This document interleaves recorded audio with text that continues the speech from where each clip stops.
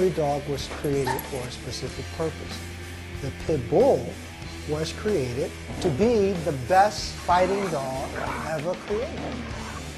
Old-time pit bull breeders around the turn of the century, if a pit bull showed man aggressive, they curled the dog. They killed the dog off because they didn't want that in their line. This is not a dog that was created to be aggressive towards people. And so, the love that it has for people is unparalleled. There's a lot of hard work goes into making one of these guys bad. If you have an owner that wants to use the dog as a weapon, the dog itself can be used as a weapon. I don't apologize for having a politically incorrect dog. You know, it's a dog. It's going to act like a dog. It's not going to be a monster if you don't allow it to be a monster. Bad people make bad dogs regardless of breed. And these guys have got a bad rap because a lot of bad people like them.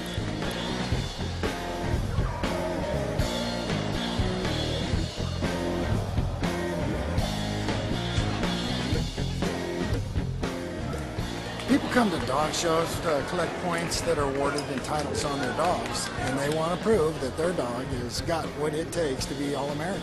One more and he gets his Spartan dog title, something you get when you champion out in all 4 events. Well, sadly enough, the American Pit Bull Terrier is being eliminated from a lot of different countries, and it's a crying shame. That was the first dog that ever lived in our White House, and we're going to keep it alive. Jefferson had him.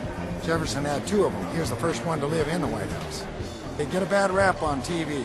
It's terrible, because with the number of dogs that we have out here registered, there should be hits all the time, according to the news, and there's not. There was a mauling in Denver where a pit bull attacked a child and it died. After several years of litigation, Denver won the right to ban pit bulls. In San Francisco just recently, a baby was mauled, and within a few weeks, the local legislator came up with legislation to ban pit bulls. And now California is trying to figure out what to do with this pit bull problem.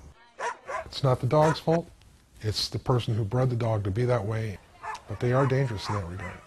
A pit bull jaw does have approximately 3,000 pounds per square inch of power, whereas the strongest of the breed, like a Rottweiler, is about 1,000 pounds per square inch.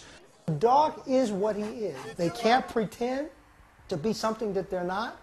If the food is good, they eat it. If it's not, they stay away from it. If they're interested in something, they go forward. If they're afraid, they go away. We look at the way nature has designed them, and we respect that. Well, we must respect what nature has done with the bully breeds also. Our duty is, if we're going to have them, to understand the way their mind works. Nature has wired the dog to live a life that's based on hierarchy, not on a life that's based on equality. The mentality of wolves is where it comes from, because dogs are really wolves in dogs' clothing. They have a pack mentality. This is what has kept them alive for this period of time. Dogs that come to me are generally what we consider to be the bully breeds or the man stoppers. Man stoppers meaning German Shepherds, Doberman Pinschers, Rottweilers. These are the dogs that are generally used for personal protection dogs, and that's why we call them man stoppers. And then we have the bully breeds, which can be the American Bulldog, the Pit Bull, the American Staffordshire, and so forth. We call these the bully breeds for a reason, because generally they are bullies of other dogs. Every dog was created for a specific purpose.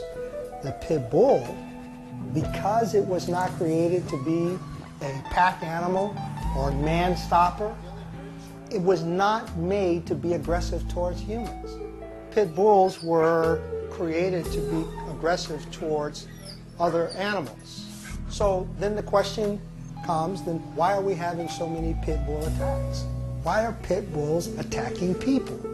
Well, this is a dog that you have to make aggressive towards people. Because humans are used to personal protection dogs, they take a dog that is so beautiful, so menacing looking, they clip the ears to make it look more so, and they beef him up to make him look more dramatic, And then they teach him to be aggressive towards people.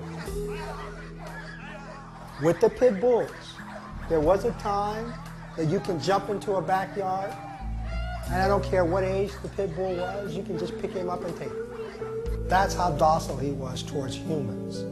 But now, the new age, changing the reason that this dog was created, this is why we're having a big problem in the world with dog biting. It's the people. This breed, there's probably no more victim of the violence that it goes on with pit bulls than the pit bulls themselves. It's actually part of some gangs' initiation rites to just beat up a pit bull. Pit bulls have a unique problem in the way that they've been bred in the last 400 years. Human beings started using animals to fight each other. Dogfighting, it grew out of contests that were held in Old England between dogs and other animals. And when those were outlawed in 1835, fights between dogs, as opposed to between dogs and a bear, became more popular. It's not normal that any dog fight its own kind to the death. That's abnormal in an evolutionary sense. It's anti-survival as far as a species is concerned. Pit bulls have been bastardized in the sense that they've taken that survival skill of the dog to show submission and thrown it out the window.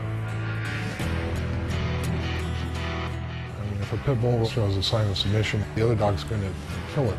And I think that leads the dog to fight to the point that it's beyond exhaustion, to accept injuries that other dogs would never submit to. So to breed that out of the dog is totally against nature. In the old days, we rarely heard about one of these dogs of this breed biting a person. And that was because the last thing you want when you've got two dogs in an arena is one of the dogs going after a handler or the referee, who are also in the same arena. These guys get right down up close with dogs where they can actually talk to them while they're involved in the fight. Yeah, make him cry, boy. Make him cry. Make him cry, Papa. Make him cry, boy. Yeah. So a dog that would, possibly turn and bite your face was not going to be tolerated. But you can't have it both ways forever. In the cases where we've had terrible maulings or dog bite-related fatalities, the highest percentage tends to be pit bulls or pit bull type dogs that have some fighting background. It's not the dog's fault. It's the person who bred the dog to be that way and conditioning it to be that way. I really worry about that kind of person being in society because there are clear connections between animal cruelty and abuse of people. We've tried to categorize dog fighters at the various levels. At the lowest end, but at the most prevalent end, is what we refer to as street level. Gang affiliated. There's a lot of that going on. Unfortunately, at these levels also, we tend to see dogs that are considered highly disposable. They can be had cheaply. And when you walk into an animal shelter these days and you see 50–60% being pit bulls, many with scars, open wounds, those are the dogs that are coming from that environment. But at the very top end of that would be professional fighters who have yards of dogs, frequently anywhere from half a dozen to more than 60 dogs on a yard. Dogfighting itself has just become more sophisticated. Today we see dogfighters setting up contracts online. They're pretty bold about the kinds of adjectives that they'll use in describing the dog. Athletic, the way we like them. All of those are very thinly veiled attempts to let potential buyers know that these dogs are intended as something more than a family pet. Fighting dogs are kept at the end of a chain, which is attached to a car axle stuck in the ground. And the dog spends most of its life walking around with the chain wearing down all the vegetation there. So very easy to spot from the air. The fights that they're involved with involve other nationally known figures. They're typically involved in high stakes, tens of thousands at the low end, hundreds of thousands into the high end. It's funny because when you go on a raid in one of these things, the dogs that you encounter on these fighting yards